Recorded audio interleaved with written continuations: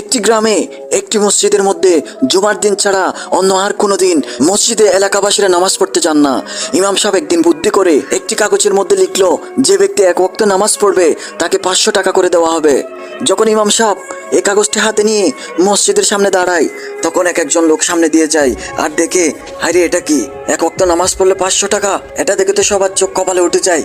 কেমনে কি? লোকটি মনে মনে বলল, আমি তো জুমার দিন ছাড়া কোনো মসজিদে যাই না, আজকে এক ওয়াক্ত নামাজ পড়লে 500 টাকা করে দেওয়া হবে, এই সুযোগ তো হাতছাড়া করা যায় না। এই বলে যখন লোকটি সামনের দিকে যাচ্ছিল, একটি নেশাখোর মসজিদের পাশ দিয়ে হেঁটে যাচ্ছিল আর ইমাম সাহেবের ওই কাগজটি দেখে সে থমকে দাঁড়িয়ে যায়।